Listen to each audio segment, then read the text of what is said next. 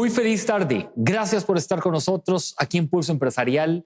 La verdad es un gusto compartir un nuevo programa donde vamos a tener vivencias nuevas, enseñanzas nuevas, también relaciones no solamente nuevas, sino que a veces en el día a día no las conocemos. A todos que ustedes siempre han estado muy pendientes de Pulso Empresarial en nuestras plataformas digitales, aquí se las compartimos para que nos escriban, para que compartan sus casos, para que también nos den una guía de los temas que quieren que traigamos a la mesa de Pulso Empresarial aquí en Canal 8.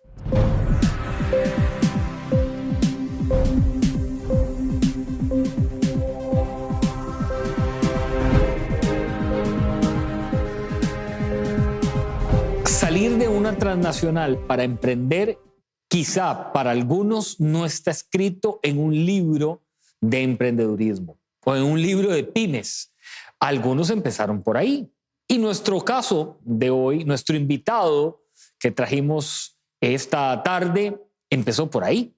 Salió de una transnacional para emprender. Federico Delgado está con nosotros, socio fundador de Mamá Lucil. Ya hoy es director de una empresa que se encarga de toda la distribución de alimentos y de bebidas que se llama Comarca. Se metió en otro negocio, le gusta la bicicleta, padre de familia. ¿De qué más? Futbolista también. Yo no sé si en la actualidad. No, ya no se puede. Ya no se puede. Bienvenido. Nilsen, muchísimas gracias por invitarme. Siempre es un placer estar por acá con vos. Bueno, obviamente, previamente en radio, en Facebook. Hoy, gracias por invitarme a esas muy bonitas instalaciones. Está lindo, ¿verdad? Aquí. Ahora, muy bonito, muy agradable. Yo no había estado por acá. Los invito a darse una vueltita. Y de nuevo, gracias. La verdad, muy complacido. Y es bonito siempre conversar de estos temas. Sí. Que ahora que decías que no están escritos en un libro, yo creo que no hay reglas, pero siempre es muy interesante irlos viviendo poco a poco. Sí, es que Federico, la transnacional te da muchos valores agregados, ¿verdad? O sea, estar en una empresa transnacional da muchos valores agregados. Sin duda alguna te da, probablemente lo primero que te da es mucha seguridad, ¿verdad? Porque obviamente tenés un respaldo muy grande, no solo de un grupo de compañeros que también son expertos en temas y que te cubren tus espaldas, que te sientes apoyado y hay estructura, hay presupuesto generalmente. Entonces eso te da mucha seguridad. Y obviamente con el paso del tiempo, pues te va dando toda esa experiencia que vas acumulando y que en algún momento pues puedes ir a aplicarla al mercado vos solito, si gustas. Y si no gustas, pues perfecto. ¿Inquieto de joven, de chiquillo? Bastante. Sí. Eso me dice mi mamá. Yo a veces no me acuerdo. No. Esa inquietud empezó a irte moviendo en la etapa de transición. Sí, definitivamente. Fue un gusanito que siempre tuve, ¿verdad? De hecho, me acuerdo cuando iba de vacaciones, mientras yo estaba en compañías transnacionales en las que trabajé 20 años, 3 grandes compañías transnacionales, siempre me iba de vacaciones y en las vacaciones siempre pensaba cuál era el negocio que yo iba a hacer y qué voy a hacer. Pero te digo que eso de los 20 años, probablemente durante los 15 años, los últimos 15 años de vacaciones, me voy a hacer esto. Y empezaba como a digitar, lo desechaba. Y ahí iba. Entonces siempre tenía ese gusanito. E incluso mientras trabajaba, intentaba hacer algunas cositas por mi cuenta, pero la verdad es que me costaba. El tema del tiempo se me agotaba y no lograba concretar. Pero siempre el gusanito estaba, probablemente de la inquietud. Las ideas, ¿cuándo es que empiezan como a fluir con mayor naturalidad y hay quizá más conexión? Mira, empiezo a sentirme más como convencido de mis capacidades personales hace probablemente unos 7 años, 6 años. Yo actualmente tengo 44 años, estoy hablando pasado los 35 años, ¿verdad? Y empiezo a sentir que tengo mucha experiencia que puedo aplicar en negocios. Empiezo a ver el mercado en el que yo trabajo, que es consumo masivo, desde otra óptica, viendo más las oportunidades que existen y sabiendo que con el conocimiento que he adquirido, pues yo podría tal vez a capturar esas oportunidades, ¿verdad? Y eso, te digo, en ese lapso de tiempo empiezo a sentirme más seguro de mis capacidades de ejecutar algún proyecto. Federico, hay un trance en el que las ideas de Federico se empiezan a consumar, pero también estabas en la transnacional. O sea, estabas trabajando, las ideas ya se van consumando. Qué bien, el negocio como que ya ahora sí, ya a los 15 años ya se están dando. ¿Cómo hacer esa transición, Federico, entre decir qué me gusta, qué quiero, voy a apostarle más a este lado, más al otro? Sí, sí, muy, muy buena pregunta, Nilsen. Mira, en mi experiencia, yo tomé la decisión de emprender unos 3 años antes de salir de la compañía. Y yo dije, yo lo voy a hacer. Y tomé la decisión. O sea, ya, ahora sí. Tomé la decisión. Y ya de ahí en adelante es un tema de administración de tu tiempo y administración de los recursos. Porque obviamente no puedes bajar, o por lo menos yo no podía bajar la guardia en el trabajo, porque siempre he sido así, ¿verdad? Obviamente es una responsabilidad que tengo. Pero también como soy un poco metódico en ese aspecto, entonces empecé a hacer mis famosos research de ver exactamente cuál de los proyectos que yo tenía en la cabeza era el que yo iba a concretar. Y ya tenía una conversación de hacía mucho tiempo con mi actual socio, también cofundador de Mamá Lucil. Habíamos conversado hacía mucho tiempo, habíamos hablado que podíamos trabajar juntos y que podíamos hacer algún negocio y era crear este producto que hoy tenemos en el mercado, que es la salsa caribeña. Y empecé a hacer un business case, obviamente con paciencia, con calma, porque yo decía, bueno, si yo voy a lanzarme al mercado a hacer esto, no voy a ir a hacerlo sin saber, por lo menos, es decir, tengo que tener cierta certeza y cierta seguridad. Eso por un lado, pero por otro lado, la responsabilidad financiera que tengo también en mi casa, ¿verdad? Entonces, prepararme, saber, obviamente conversarlo con mi esposa, que estuviéramos de acuerdo. Ella lo hizo 6 años antes que yo, entonces teníamos que preparar esa transición y estar preparados porque sabíamos que emprender iba a conllevar un riesgo financiero de ingresos en el corto plazo. Entonces fuimos preparando todo ese terreno y yo fui avanzando hasta que llegué a tomar la decisión y presentar la renuncia en la compañía Coca-Cola, que era donde yo trabajé los últimos 10 años, ¿verdad? Federico, ¿quién toma la decisión o cómo se toma la decisión de salsa caribeña? Okay.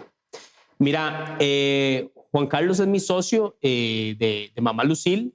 Él es fotógrafo de oficio y un excelente cocinero. Y él constantemente me invitaba a su casa y cocinaba. Y un día llegó a mi casa él justamente con el producto y me dice, mira, probate esto. Y había preparado una comida muy buena, caribeña, un rice and beans con un pescadito. Y sacó la salsa en un topper y le pusimos. Yo me enamoré del producto. Y dije, ¿qué es esta salsa tan buena? Me dice, este es el producto que yo quisiera, estoy hablando de años atrás, que pudiéramos lanzar juntos al mercado. Y la verdad es que él trajo el producto, yo me enamoré del producto, le compré la idea, por decirlo así. Y fue cuando yo le dije, yo creo que sí podemos hacer buen negocio con esto. Yo creo que hay buena oportunidad de mercado, hay mucho por hacer y podríamos sacarle la derivada al producto y hacer más cosas similares. Entonces, así fue como nos complementamos. Él trae esa parte, yo desarrollo el negocio y hemos ido avanzando en ese aspecto. ¿Ese desarrollo de negocio cuánto tiempo tomó? Mira, no desarrollamos. La salsa se hacía en la cocina de la casa. Nosotros lo que pasamos fue a industrializar el producto. Industrializamos el producto, duramos 1 año industrializando el producto, prueba-error, mucho, con apoyo de varias instituciones. La Universidad de Costa Rica tiene algunos programas que te ayudan. Después empezar a sacar el tema de permisos, registros sanitarios. Ha mejorado ese aspecto, pero antes eran hasta 6 meses para un registro sanitario. Ya hemos ido acotando esto a 2 meses. Y uno brinca la felicidad y cuando ve el primer mundo que duran 1 semana. Pero bueno, hacia allá vamos, espero yo, algún día. Eso ha sido de los mayores aprendizajes en esto de emprender. Esto es lo que es pasar 6 meses.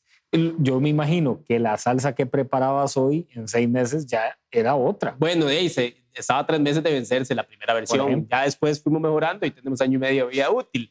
Pero entonces duramos 1 año industrializando. Yo salí en junio del 2019 de Coca-Cola y lanzamos en octubre finales de octubre de ese mismo año. Entonces sí llevó un proceso. Lo medio teníamos presupuestado. Queríamos lanzar en julio, yo saliendo y lanzando, pero bueno, no se pudo. Lastimosamente que no se pudo, porque lanzamos finales de octubre, empezamos a construir marca. Gracias a parte de lo que había construido en las empresas transnacionales, tenía contactos, tenía amigos, entonces fui a tocar puertas para que me ayudaran en la comercialización. Abrimos mercado con la gente de Rostipollos, los restaurantes, con un platillo en conjunto con ellos, muy agradecido siempre con ellos, y después fuimos abriendo mercado. Hoy vendemos y empezamos vendiendo de una vez en los Fresh Markets, que es de la gente de inversiones AMPM, después en automercado al mismo tiempo. Y ahí fuimos abriendo más puntos de venta hasta llegar a tener la salsa colocada en casi 500 negocios en el país en cuestión de 6 meses. Fue bastante rápido, en buena hora. Eso quería puntualizar, Federico. ¿Qué sensación da esto de hacerlo tan rápido? Mira, yo creo que si vas con seguridad y no lo estás forzando, no está mal. Es decir, nosotros no lo estábamos forzando, nosotros lo que estábamos era tocar puertas, ya sabíamos cuál era el diálogo de valor con el que teníamos que llevar a nuestro potencial cliente para venderle el producto y se fue dando porque es un producto de muy buena calidad. Entonces la gente nos estaba abriendo la puerta por eso. Además, no teníamos el efecto pandemia en ese momento todavía, entonces había mucha apertura de mercado. Si no lo estás forzando, creo que vas bien. Si lo estás forzando, entonces hay que tener mucho cuidado con el tema de velocidad, ¿verdad? Porque a veces es mejor crecer paulatinamente, pero constantemente, y no hacer como la palomita de maíz y después caerse. Entonces, una por otra, hay que tener ese cuidado. La evolución, 500 negocios, grandes cadenas de supermercados, la colocación, ya ustedes lo tenían industrializado. ¿Cuánto era la producción en su momento mensual? Mira, estábamos llegando a producir alrededor de 1 tonelada de producto, más o menos. Llegamos a producir hasta 1 tonelada de producto. ¿Esa era la meta inicial? No, queríamos colocar alrededor de 3 toneladas al mes, porque nos faltaban muchas cadenas grandes también por vender, por colocar, y además porque nuestra meta siempre fue exportar. Eso era uno de los objetivos, porque sabíamos en ese momento que tenemos un producto muy exótico que puede gustar mucho en países europeos, en Estados Unidos, en mercados grandes. Entonces, siempre aspirábamos a tener mucho mayor volumen. ¿Y en qué momento se empiezan a dar esas etapas? ¿Se dieron esas etapas? Al final no se dieron las etapas y no voy a decir no se dieron, yo voy a decir no se han dado. No se han dado. Porque después de mitad de marzo se nos vino el efecto, ya se nos llegó la pandemia el año pasado y se nos cerraron las puertas de seguir abriendo mercado. Se nos complicó mucho el asunto. Entonces, adicionalmente, parte de la apertura de mercado que la habíamos hecho y invertíamos al mismo tiempo en degustaciones. Y eso tuvimos que frenarlo. Y un producto como el nuestro, si no lo prueban, es muy complicado que vaya a crecer. Entonces, al no tener la capacidad de hacer degustaciones, nuestro crecimiento fue mermando considerablemente. Hoy todavía tenemos buena cantidad de tiendas. Seguimos vendiendo en los automercados, en los Bimby, en los Fresh, pero fuimos perdiendo cobertura y tuvimos que ir retirando producto del mercado porque se nos estaba venciendo en la calle y era peor el tema, ¿verdad? Entonces teníamos que tener mucho cuidado. Entonces, durante este tiempo lo que hicimos fue que sí fuimos avanzando en aprender cómo hacer las exportaciones. Hoy estamos preparados, pero el mercado apenas se está abriendo de vuelta. Ahora, aprendizajes rápidos, Federico. Vamos a ver, se está perdiendo un poco el crecimiento del mercado. Había que recoger productos que estaban en las góndolas de muchos de estos supermercados. ¿Cómo accionar? ¿Qué hicieron ustedes? Sí, bueno, yo creo que lo primero es, tenés que estar en el día a día del negocio. Y eso es una cualidad de los emprendedores, ¿verdad? Ahí no me voy a ir yo a gerenciar nada más y a dirigir. Es decir, yo tengo que estar en la calle, tengo que estar viendo el producto, tengo que estar pendiente de algunos indicadores claves de este negocio, que es la rotación, las recompras, me están recomprando, no me están recomprando, el estar en diálogo constante con tus clientes, qué es lo que está pasando, por qué no me estás recomprando, se está pegando.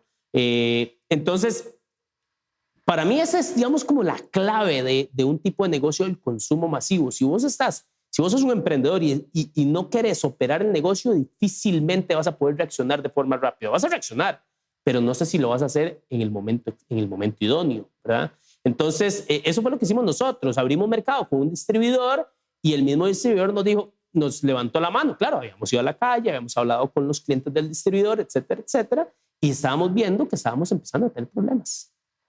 Entonces, la reacción, sí, bueno, definitivamente yo prefiero, pensando en el futuro, en mermar un poco el crecimiento y el no ser tan agresivo en ese momento y detener la ampliación de cobertura, recoger un poquito el producto, recolocarlo en otro lugar donde sí rota, eso se llama rotar el producto, y no cerrarme la puerta con un cliente, porque si me cierro con la puerta con un cliente, la pandemia va a parar, o por lo menos la economía va a regresar, el consumo va a regresar, eso es lo que todos pensamos, obviamente se está dando ya, y yo le voy a volver a tocar la puerta a ese cliente.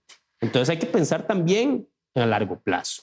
Entonces, eso ha sido un stand-by para Mama Lucille, que a pesar de que está disponible, mucha gente lo sigue comprando. Obviamente tenemos una base de consumo muy buena, pero definitivamente no cumplió con la expectativa que nosotros teníamos pre-pandemia. Federico Delgado de Mama Lucille está con nosotros y también ahora vamos a hablar de Comarca, que es otro emprendimiento que nace justo de esto. ¿Cómo Federico manejó la parte mental? Lo más difícil ha sido. Ese ha sido el mayor reto de todo, Nielsen. Qué buena pregunta. Es decir, sí, al inicio hubo un poco de frustración. Yo decía, como decimos popularmente, no puede ser que yo sea tan salado, ¿verdad? Es decir, emprendí, vamos muy bien y nos cae este nivel de problema. ¿Estuviste a punto de quitarte los guantes?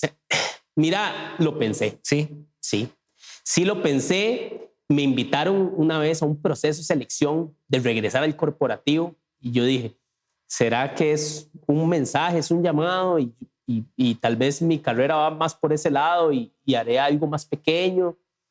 Pero al final de cuentas aquí sigo, ¿verdad? Entonces yo dije, bueno, no, es que así como siempre, es decir, no siempre son maduras, como se dice popularmente. Y yo siempre he tenido ese carácter y esas ganas de hacer bien las cosas. Entonces, ¿por qué no voy a hacer bien las cosas también para mi propio negocio? Tener un poquito de paciencia. La parte de que me había organizado muy bien financieramente, que tengo además una gran familia, una gran esposa que me apoya, me dio parte de tranquilidad, ¿verdad? Y buscar opciones. Y empecé a buscar opciones. Siempre digo que hay que tener plan A, B y yo hasta el C lo tengo considerado. Porque la verdad es que uno tiene que estar abierto no solo a las propuestas, sino usted no sabe en qué momento puede fallar, porque se vive de los fallos, son aprendizajes. Entonces no es que sea del todo negativo, pero hay que estar preparado, Nils. Comento de que esos planes A, B y C, y recuerdo cuando iba saliendo de la televisión en su momento, que les decía a algunos de mis compañeros, en la vida el plan A es tu arroz y los frijoles, el plan B es ya el emprendimiento, es el bebé que ya usted lo formó, ya lo conoce y está empezando a dar sus primeros pasos, ¿verdad? Y usted lo tiene que ir alimentando poco a poco. Y el C es el que usted ya va a formar, el que va a criar ahí, el que lo tiene todavía apenas en un papelito por ahí la idea. Y luego se van como dando vuelta entre ellos y se van transformando. En esto de los planes aparece uno y esa oportunidad de moverse, que es la distribuidora de alimentos. ¿Es así? Así es, exactamente, Nielsen. Mira, como te comenté hace unos minutos, fuimos preparando el terreno, yo fui preparando mucho el camino para emprender con Mama Lucille. Y uno de mis planes, el plan B, por decirlo así, si mi plan A era Mama Lucille, mi plan B era un negocio de retail de cafeterías que tenía en la cabeza, me gustaba mucho. Y después no estaba seguro si era mi plan B o mi plan C, porque eran dos planes adicionales y ese otro plan era una distribuidora de consumo masivo para el canal tradicional, llámese pulperías, mini supers, chinitos, etcétera, no cadenas de supermercados. Y yo siempre dije, este es un negocio bonito, yo creo que yo lo puedo hacer. pero no se me abrió la puerta. Lo había conversado con un colega. Él tiene un negocio similar, pero en la parte de canal moderno. Ahí sí son cadenas de supermercados. Y yo dije, nos podemos complementar. Yo soy de hacer negocios con socios. Me gusta, porque me gusta el reto, que me reten, que no siempre tener la razón, sino que aporten, construir en conjunto. Trabajo en equipo. Y entonces no se me abrió la puerta, pero entonces seguí con Mama Lucille. Se vino la pandemia. Por suerte, dije yo en ese momento, no abrí las cafeterías porque era un negocio que se iba a ver altamente impactado por la pandemia. Y empecé a buscar más opciones. Y en efecto, es cuando a los meses aparece mi actual socio, se llama Federico Monge, casualmente se llama igual que yo, y me dice, mira, es que tengo la oportunidad, me dieron la oportunidad de distribuir un producto de alimento para mascotas. Y yo, qué bueno, buenísimo, te felicito, qué bonito, a mí me gusta ese negocio, siempre lo he tenido en la cabeza. Andábamos en bicicleta ese día y me dice, sí, pero es que vieras que yo lo que quiero es hacerlo en Limón, porque él es distribuidor de una empresa de productos en Limón. Y yo, ¿y qué? Es que los de la mascota me dijeron que Limón está topado, que solo pueden darme en Guanacaste. Y yo, Guanacaste, no conozco nada. Y yo le dije, ¿en serio? Mira, qué casualidad. Yo sí tengo la capacidad de abrir negocio en Guanacaste. Y me dice, ¿en serio? Nos apuntamos. En una andada en bicicleta, Nilsen. Y la verdad es que yo venía perdiendo mercado con Mama Lucille, venía cayendo, no había cumplido la expectativa y la verdad es que yo ya me había dado cuenta que no iba a tener la capacidad de levantar el negocio durante la pandemia, iba a ser muy complicado, yo tenía que sostenerlo. Entonces yo tenía que implementar mi plan B. Y así fue como nació Comarca. Comarca, bueno, inicialmente habíamos hecho una empresita de asesorías, entonces yo abrí la empresa, pero lo dejamos stand-by y Comarcas nace como una distribuidora de alimentos y bebidas en Guanacaste. Ya después volvimos a aprovechar los contactos, hicimos una alianza con la gente de Coca-Cola, somos codistribuidores oficiales de Coca-Cola en la zona de Guanacaste. Después conseguimos la representación de la marca de alimentos para mascotas, que se llama Concentrados APM. Tenemos unos snacks de una gente de Limón, se llama Platanitos Locos. Somos distribuidores oficiales de la gente de nueces industriales con una marca que se llama Caskers. Y ahora también estamos distribuyendo unos chiles jalapeños de una gente de Cartago. Vendemos también una cerveza importada española. Y ahora más bien, como dicen popularmente mis socios, nos quieren subir al camión, es decir, ya nos están buscando para distribuir más productos. Y ya hoy estamos llegando entre altura y bajura en Guanacaste a más de 500 negocios en 4 meses. Aquellos 500 de Mama Lucille. En realidad casualmente el mismo número, pero sí. Y ha sido un negocio que nos ha traído mucha satisfacción y que poco a poco hemos ido creciendo. Creo que bastante rápido en realidad. Lo que nos tiene muy motivados es que empezamos en temporada baja. Junio, julio, agosto, septiembre, octubre. En Guanacaste es una temporada complicada. Más que todo, digamos, quitemos el junio porque podemos decir que medio año es vacaciones. Pero agosto, septiembre, octubre, lluvia, duro. Y la verdad es que el negocio se está comportando bien. Falta muchísimo por hacer, por supuesto. Pero bueno, ya tenemos 2 camiones, 3 rutas. Y ahí vamos avanzando. Y ese es el plan B que yo tenía en la cabeza, que no había podido ejecutar, y así es como se alinean las estrellas para ir poco a poco haciendo. Ahora, no se alinean por casualidad, ¿verdad? Hay mucho detrás. ¿Cuántas horas le dedica Federico Delgado al negocio? Mira, ahora Comarca es el negocio al que le dedico el 80% de mi tiempo, más que todo porque es un negocio muy del día a día.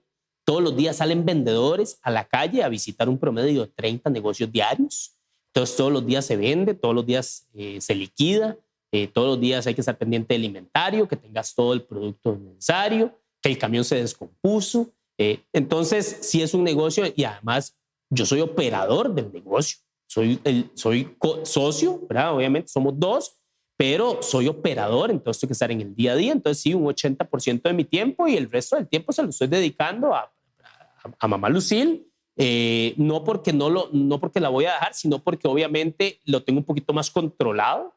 Y además, lo bueno de esto es que ahora, que viene temporada alta, más que todo en Guanacaste, que ya recibimos muy buenas noticias de que el turismo se reactivó de forma muy positiva. Digamos, los hoteles ya están reportando hospedaje completo en diciembre. Eso es muy bueno. Entonces, más bien ahí Mama Lucille se va a subir sobre Comarca. ¿verdad? Y vamos a apalancar uno del otro y vamos a ponerlo otra vez a caminar. Ese es el negocio en el que estamos. Y las visitas a Guanacaste son de todas las semanas. Ahora me voy martes, regreso jueves, me voy miércoles, regreso viernes, etcétera, etcétera. Pero en eso estamos ahora. Federico, claves para tener un socio, ¿qué dirías? Ese es el mayor aprendizaje de estos 2 años y medio casi, Nielsen, de haber emprendido. Mira,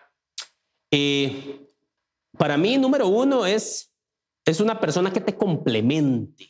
Eso es importantísimo. Es decir, cuando yo digo te complemente, es que hay que buscar ese complemento. No necesariamente es que uno sea financiero y el otro sea comercial. No necesariamente ese aspecto. Pero sí que te pueda complementar y que te pueda aportar algo que vos no aportás, ¿verdad? Eso es muy importante. Puede ser experiencia inclusive, o sí puede ser el área profesional. Pero para mí lo más importante de todo ha sido, como le llamo yo popularmente, es que los dos jalen la carreta juntos, Nielsen. Es decir, si vos no sos experto en el área financiera, pero te tocó hacerlo porque eso es lo que te requiere tu negocio, pues entonces por lo menos que se vea tu esfuerzo haciendo el trabajo detrás de eso, ¿verdad? Y eso me tiene a mí altamente motivado con mi socio actual. De hecho son 2 porque son él y su esposa, los 2 están metidos de cabeza en el negocio conmigo. Y los 3 jalamos la carreta parejo. Además tenemos uno de los vendedores es asociado al negocio y es el operador que necesitamos en el día a día de las ventas. Entonces, siempre que te vas a asociar con una persona o con un tercero, busca ese complemento, pero busca personas que vos digas, yo puedo hacer trabajo con él porque está tan comprometido como yo y sabemos que va a tener ese compromiso y lo va a ejecutar en el negocio al mismo ritmo. Federico, gracias. Nielsen, muchísimas gracias a vos. Te agradezco mucho por este tiempo. Se le pasa a uno volando. Sí, muy rápido. Y la verdad es que invitarlos a todos a esos que tienen el gusanito del emprendimiento es algo sumamente satisfactorio. Es dificilísimo en el sentido en que te vas a encontrar muchos retos a los que probablemente no estabas acostumbrado a toparte enfrente, pero la verdad es le ganas siempre la satisfacción y la motivación. Entonces, y este país necesita gente así, necesitamos gente así. Es difícil emprender en este país, a veces encontramos más trabas que ayudas, pero siempre hay gente que te va a ayudar. Entonces, la invitación es para que se lancen y además felicitarte a vos por el programa, porque la verdad es que pocos programas como el tuyo que nos da la ventana para ser escuchados, para compartir nuestras experiencias. Así que te felicito y también que sigas adelante. Muchas gracias. Siempre bienvenido, amigo Federico. Y también a cada uno de ustedes siempre son bienvenidos. Vamos a hacer una pausa para conocer los grandes retos hoy de la educación. ¿Cuáles son? Además, ¿cuáles son esos retos del estudiantado? Porque no solamente las academias, no solamente los docentes tienen grandes retos con la evolución de la tecnología. Los estudiantes también, nuevas propuestas y en la evolución que ha tenido en todo este tiempo y grandes aprendizajes, los va a conocer al regresar aquí en Pulso Empresarial, hoy desde Elevate, esta academia global en Escazú Village que estamos transmitiendo Pulso Empresarial. Volvemos en minutos.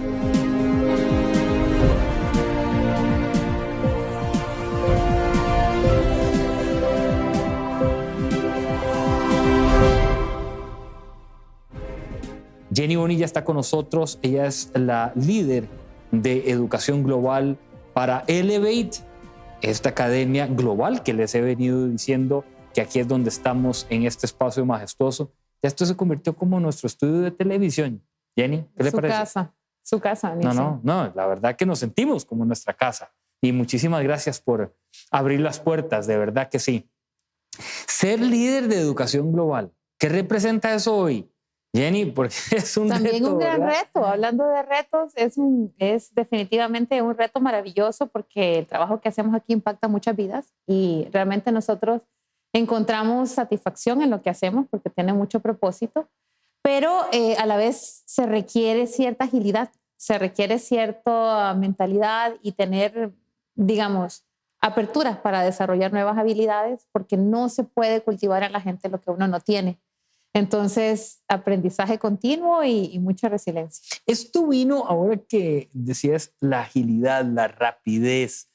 el que no está en esa onda, cómo tratar de meterlos en esa autopista. Qué interesante pregunta, Nielsen. En realidad, ese tipo de competencias, por ejemplo, el agilismo o la flexibilidad mental, no estaban tan mapeadas antes. Parecía algo como que unos lo tenían y otros no, pero en realidad ahora todos tenemos que tenerlo, porque uno de los retos que vive la educación es qué tan acelerado es el cambio. El cambio va muy rápido a nivel de mercado, de industria, de puestos laborales, de desarrollo de competencias, y una persona que no tiene agilidad le cuesta mucho desarrollar una nueva competencia y por ende le cuesta mucho adaptarse a lo que sería un nuevo empleo o una nueva forma de hacer las cosas o un nuevo proceso. Y estos tiempos no te permiten realmente descansar tanto. Uno tiene que estar al día, tiene que poder no solo visibilizar las cosas que hay que cambiar, sino que ser capaz de desarrollar ese cambio en uno mismo. Entonces se vuelve vital ser ágil. La agilidad, ahora que están planteando esto y yo que los he estado viendo cuando hemos venido aquí, ustedes están trabajando que en esto, que en la otra plataforma, que en programas, que en ver, ¿verdad?, cómo despegar o despuntar esta parte de la agilidad. Hay que educarla, hay que llevarla al gimnasio. Hay un gimnasio que uno puede desarrollar. Claro, se puede desarrollar. Ahora hay una tendencia de muchas metodologías ágiles, son bastantes, y es curioso porque se pueden utilizar dependiendo del proyecto. Entonces uno puede ir variando y eligiendo qué metodología va a utilizar dependiendo del fin que tenga. Para las personas, nosotros estamos recomendando un poco más lo que le llaman el growth mindset. Hasta uno puede descargar una aplicación, empezar a realizar ciertos ejercicios y con disciplina se logra. Esta agilidad con la parte de educación ha venido no solamente a decirnos a nosotros como estudiantes, ahora sí, muchacho, póngase las pilas, ¿verdad? Pero la parte de educación, los programas, aquellos que uno veía a veces, Jenny, cuadrados, robustos, hay que soltarlos, hay que desamarrarlos de esto. Qué curioso, ¿verdad? Que el modelo educativo, dice Kiyosaki, está hecho como un cocodrilo, está hecho para sobrevivir.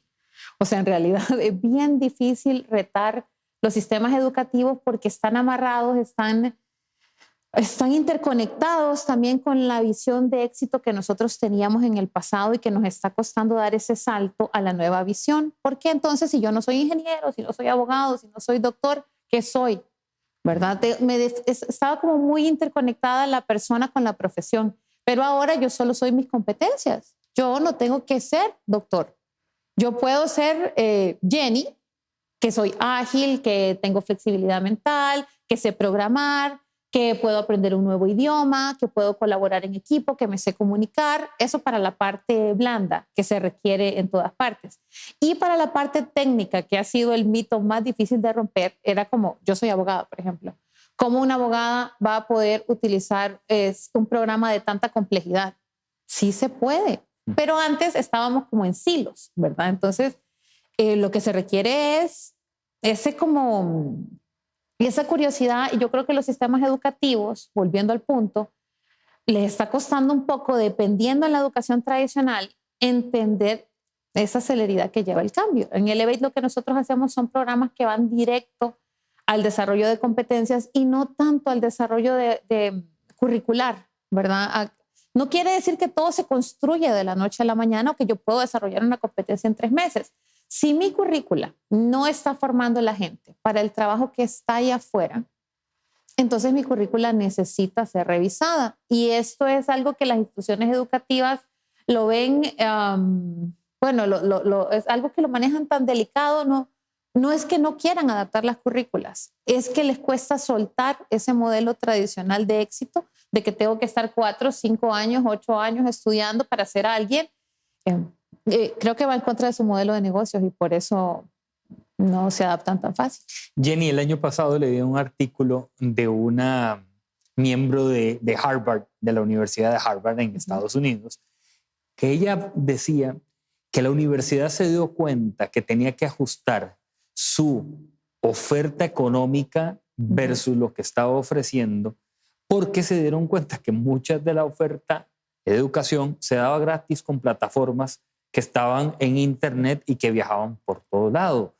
El artículo al final termina ella diciendo, no es que seamos una universidad cara, sencillo es el sistema varió y tuvimos que nosotros ir hacia Adaptar, eso. claro. Y es que ahora el consumidor también es como quien dirige hacia dónde vamos. Entonces, la gente va presionando cada día más por este conocimiento, porque el acceso al conocimiento, sobre todo este de mayor, el que se cultiva más, ¿verdad? El más académico, lo que está rodeado es como de un misterio de prestigio para hacerlo muy caro. Y entonces, solo cierta gente puede acceder a él. Y nosotros en Elevate creemos absolutamente lo contrario, ¿verdad? Esto tiene que ser para las masas porque hay diferentes capas de pensamiento y respeto mucho a los académicos y la ciencia porque sin ellos no podemos avanzar. Pero hay, como para cada nicho, hay ciertas instituciones que están trabajando. Elevate en este caso trabaja en la parte de educación masiva. O sea, nosotros estamos llevando, en el caso de Costa Rica, 45,000 plazas sin llenar, que te lo digo, las empresas las tienen ahí y no las pueden llenar, versus 18% de desempleo. ¿Por qué no podemos colocar a las 18, todas esas personas que constituyen el 18%, ¿por qué no las podemos colocar en esas 45,000 plazas? No tienen las competencias. ¿Los vamos a mandar a la universidad 5 años? No podemos. ¿Qué vamos a hacer? Que estamos trabajando nosotros en conjunto con el gobierno, con CINDE, con todas estas organizaciones, darles competencias rápido, que se integren ya, que vengan a programas de 4 meses intensivos, que aprendan la competencia, que aprendan a desempeñar el puesto. Y entonces se contraten, ¿verdad? Porque es una situación bastante compleja. Yo creo que las universidades sí pueden adaptarse, tienen que seguir existiendo porque, digamos, el nuevo conocimiento lo generan ellos, ¿verdad? Eso va también como en cascada, pero donde estamos nosotros aportando más es en esta revolución del conocimiento, en difundirlo más rápido a la mayor cantidad de personas posible. Algo que se ha vuelto también es la capacidad de conocimiento, porque antes era, si usted ya aspiró a ese título, ya tiene una alta capacidad de conocimiento. Si usted tiene este conocimiento en 3 idiomas, ya tiene una alta. Pero hoy varió. Yo creo que la tendencia es otra. Ese concepto, sí. Ahora la tendencia se llama lifelong learning, que es aprendizaje continuo, o sea, para siempre. Y es un reto porque, ve, tenemos que aceptar, en mi caso, ¿verdad? Que mi carrera de abogada ya la dejé long ago, pero, o sea, pero sí ejerciste, sí como abogada. Muy buen tiempo como fiscal. Pero tenemos que aceptar que la tendencia ahora es, no me formé y ya estoy listo. O sea, yo estoy listo para los próximos 50 años, aquí voy. En realidad ahora... Punto 1, para que lo anoten. No es porque uno quiera insistir en esto, pero es que de verdad, Jenny, hay mucha gente afuera que dice, ya lo hice. Ya lo tengo. ¿Y por qué no me contratan? Es que seguro le caí mal.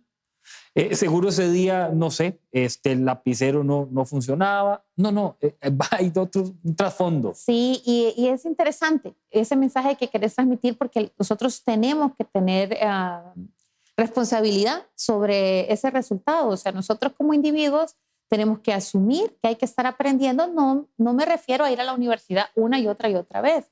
Me refiero a desarrollar una competencia nueva. ¿Y este año qué voy a hacer? ¿Y cuál es mi meta para el 2022?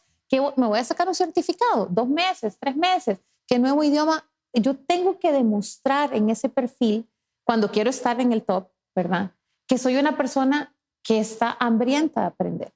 Que en mi carrera se puedan ver esos pequeños pasos donde yo estoy desarrollando una competencia nueva, una competencia fuera de mi zona de confort. Cuando yo voy, por ejemplo, en mi caso, que ahora aprendo mucho de la parte técnica porque me toca por este trabajo, es algo que a mí me cuesta, no lo hago, digamos, no es sencillo para mí, pero es importante hacerlo porque entonces en ese camino es donde la gente va descubriendo cómo se aprende, cuál es mi forma de aprender, cuáles son los programas más aptos para mí, se van retando y se van manteniendo relevantes, que yo creo que es el mensaje que nosotros queremos transmitir a los profesionales. ¿Cómo hago yo para siempre ser deseable, para que siempre me quieran contratar? Bueno, lifelong learning, ¿verdad? Todos los años aquí aprendiendo una cosita diferente. Jenny Bonilla con nosotros, la líder de educación global para Elevate, está compartiendo Impulso Empresarial. El aprendizaje, y se lo digo en alguna medida también a algunos estudiantes, si usted no lo sabe, búsquelo. Ya hoy, con todo lo que tenemos de acceso, la verdad, si no lo encontró es porque usted no quiso. Ahora, quitar ese rumbre para ciertas edades o ciertas generaciones, ¿por dónde es que ustedes han ido construyendo ese camino? Sí, yo creo que nosotros trabajamos mucho en la evangelización, un poco en hacerle entender a la gente por qué esto va a ser importante, por qué le va a servir a usted aprender algo nuevo, qué es una competencia. O sea, la gente es como, pero ¿qué voy a aprender yo? ¿Qué voy a saber? O sea, ¿qué certificado me voy a sacar? Vea, usted está hecho de muchas cualidades que son competencias que usted puede desarrollar. Simplemente, no solo inscribiéndose en cursos, como lo decías, de manera autodidacta o de manera guiada, pero lo que se requiere en esta evangelización es que la gente entienda el por qué. Hace poco yo estaba en una charla en la que nos indicaban cómo uno puede hacer que alguien actúe diferente, ¿verdad? Y entonces a veces queremos que la gente actúe diferente, pero ¿cómo se logra? Bueno, si hay que influir en el pensamiento. Entonces la gente tendría que racionalizar y poder ver ahí afuera cuántas oportunidades hay en las carreras, las industrias que están floreciendo. Costa Rica tiene este hub tecnológico que está creciendo y está floreciendo a un paso maravilloso que le va a dar una oportunidad a este país de mejorar la economía. Pero ¿voy a ser parte yo de eso?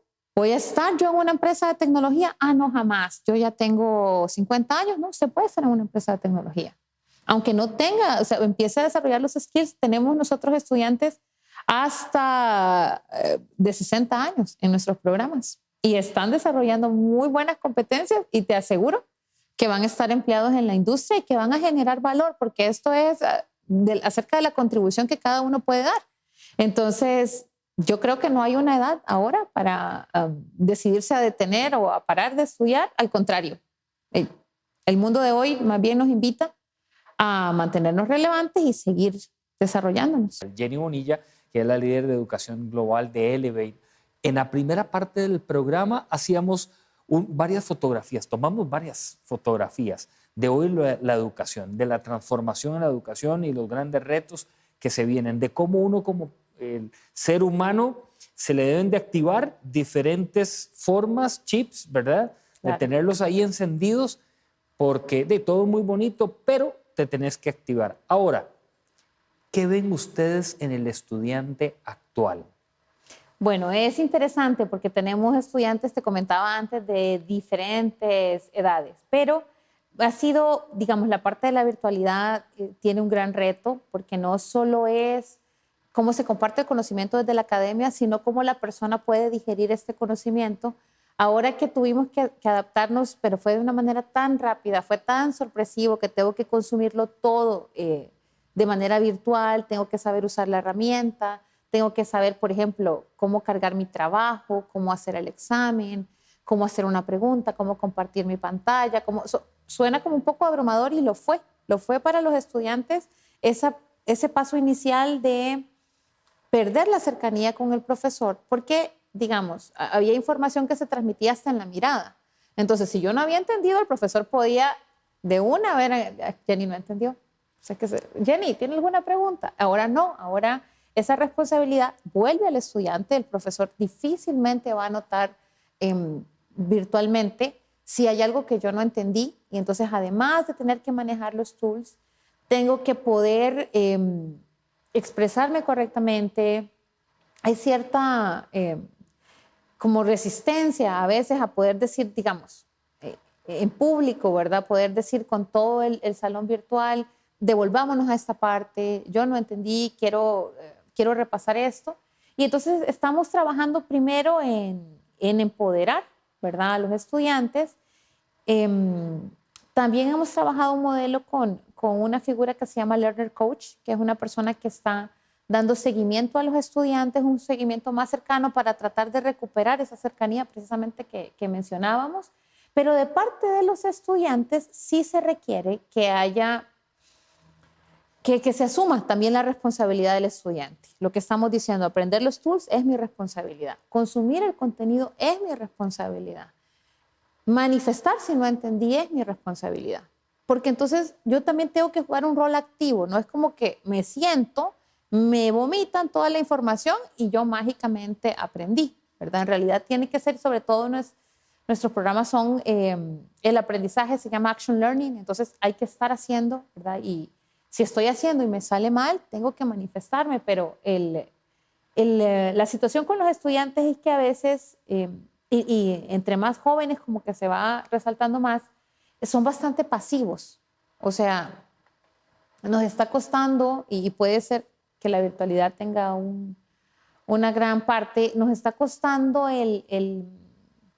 esa relación más simbiótica, esa interacción, que a veces en los salones de clases las personas tienden más a mostrarse como son, a hacer comentarios, a hacer preguntas, y son mucho más abiertos de lo que son en la virtualidad.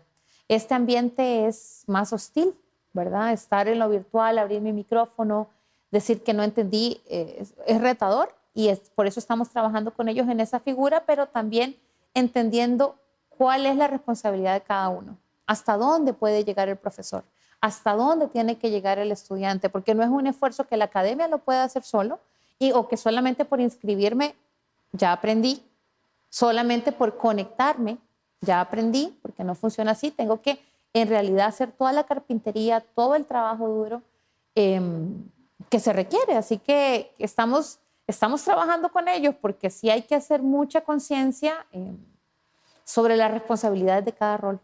Lo que llama la atención es que ya hemos avanzado bastante tiempo y aún así se carece, ¿verdad?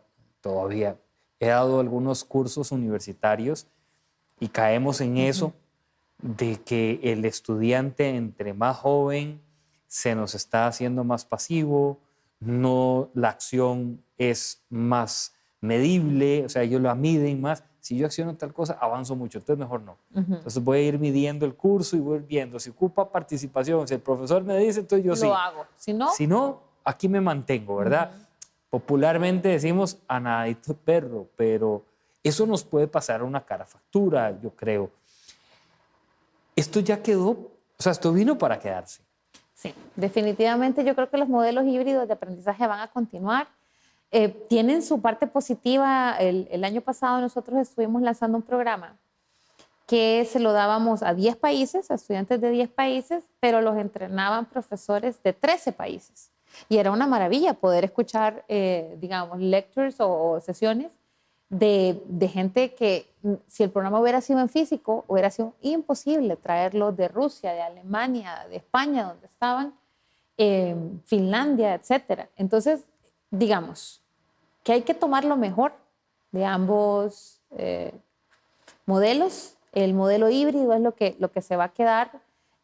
Estamos tratando de retomar la presencialidad, pero para aquellos que van a seguir en vías virtuales, sí tiene que haber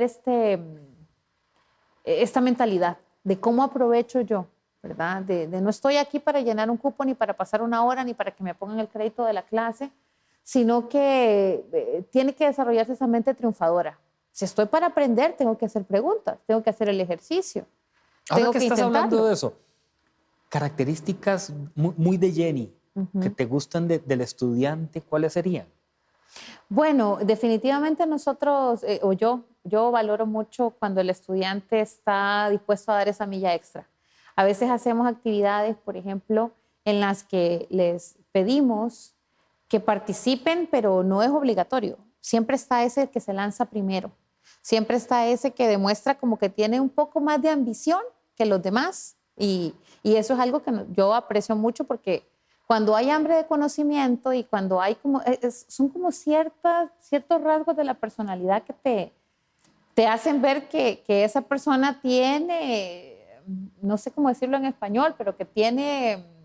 Sí, tiene hambre. Sí, que tiene hambre. Tiene hambre. Se quiere devorar el mundo con una oportunidad que le están dando. Exacto. Mientras que hay personas que tienen la oportunidad y vos ves pasividad. Vos ves completa... No se ve como que la tomen. Yo una vez cerré un curso y los estudiantes, si lo están viendo el programa, me dirán que sí. Yo una vez cerré el curso y les dije, ¿qué tipo de profesional quiere ser usted? Hagamos el rápido el ejercicio. Y fue este año presencial. Siempre esto y lo otro y aquí y allá. Y yo, bueno, ahora valoren lo que ustedes hicieron durante el curso. Si realmente es así como ustedes se quieren ver. Y el resultado final en sus proyectos finales. Porque ese es reflejo de lo que usted va a hacer como profesional. Algunos más, otros menos lo entendieron, pero lo que el docente en muchos casos, yo como estudiante todavía veo, es que ustedes lanzan el anzuelo y ahí anda dando vuelta el anzuelo, ¿verdad? Con la carnada. Y te pasa enfrente y uno dice, sí, se ve bien, pero todavía no. Y a otro lo pescó y ya, se fue. Sí, sí, y yo creo que, vieras que es interesante porque la mayoría de nuestros programas están enfocados en empleabilidad. Nosotros estamos trabajando en este círculo virtuoso, ¿verdad? De estar proveyendo más y más talento calificado a Costa Rica y se nota en esos que tenían más hambre, se colocan, son los primeros que se colocan y es curioso, pero hay una correlación directa, obviamente, entre la actitud que ellos tienen al enfrentar el entrenamiento y post-entrenamiento también. ¿Cómo me voy a vender? ¿Qué tanto aproveché los recursos? Nosotros les enseñamos aquí a los estudiantes ciertas habilidades de cómo hacer un buen perfil de LinkedIn, de cómo hacer un buen CV, de cómo hacer una buena entrevista, si tiene que pulir el inglés, les damos una plataforma para que lo hagan y aquellos que hicieron la tarea correctamente se colocan en menos de o sea, egresan y al mes de haber terminado ya tienen el empleo. Jenny, nos has venido dando diferentes tips y consejos. Yo creo que nos quedan bastante claros y algunos de verdad que hasta uno dice, bueno, voy a anotarlos. La mayoría de los que nos ven siempre tienen papel y lápiz, porque yo se los digo, tienen una libretica y van ahí apuntando. Voy a hacer una dinámica, es muy sencilla. ¿De niña eras buena dibujando? No. Muy bien, entonces no te voy a poner esa dinámica, te voy a dar otra. ¿Te gusta escribir? Me gusta leer. Y está excelente. Ya llevas 50% adelante. Si yo te entrego una hoja en blanco con un lápiz y te digo, te voy a pedir que escribas el nombre de un título de un libro que vos vas a escribir, ¿cuál es el título de ese libro? Qué interesante, Nils, para hacerlo aquí, on the spot. Yo haría un libro que se llamara Cómo conocerse a sí mismo. Por Jenny Bonilla, búsquenlo, ya está publicado en las redes y en las plataformas digitales. Muy bien. ¿Cuál sería el primer capítulo? ¿Tenés alguna idea? Sí, yo creo que hay que hacer cierta introspección. Yo hablaría en ese caso y creo que es un viaje maravilloso hacia el interior cada vez que el mundo es tan ruidoso, o sea, está tan lleno de cosas, pero yo creo que ver hacia adentro es como que te devuelve a veces hacia lo bueno, a veces hacia lo malo, pero te desarrolla cierta sensibilidad. Entonces, eso te permite manejarte mejor. Mi primer capítulo sería un poco como este proceso no se termina, ¿verdad? Porque también a veces creemos que nos conocemos a ciertas etapas de nuestra vida. Nosotros también somos un work in progress. Estamos cambiando y entonces en ese primer capítulo hablaría de que es una lucha permanente, de estarse conociendo. Me trae a colación el dicho que dice, entre más viejos, más quisquillosos y más molestos somos.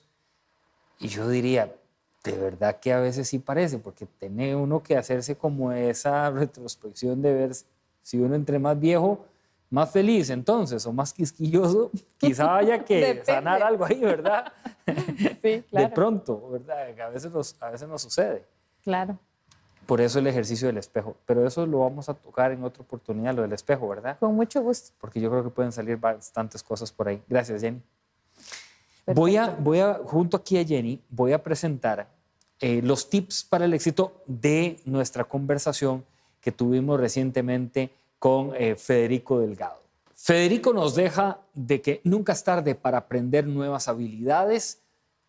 Por muchos años estuvo en una transnacional, creó una salsa con sabor caribeño y hoy tiene una compañía de distribución. Segundo, los límites se los pone uno. Y dentro de lo que nos decía es, llegamos a otros lugares que antes ni siquiera yo pensaba. Y tercero es, siempre hay que innovar, siempre hay que andar con esa línea de crecer, crecer y desarrollar más. Así que gracias a todos por estos tips. Además, vamos a ver un adelanto del próximo programa.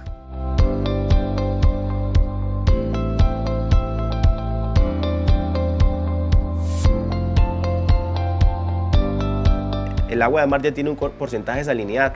Cuando llueve en invierno, ese porcentaje de salinidad baja, no permite que aumente. Entonces, al bajar, el agua de mar nunca va a cristalizar, sino que utilizamos verano para que el sol y las condiciones hagan que aumente y se haga eso. Hay retos importantes en ese sentido. Lo que nosotros hemos encontrado en algunas ocasiones es la necesidad de crear espacios de encuentro, de diálogo. De hecho, nosotros hemos sido abanderados de crear estas instancias. Por ejemplo, hemos promovido la creación del Consejo Consultivo Económico y Social, que es una instancia de diálogo con el gobierno.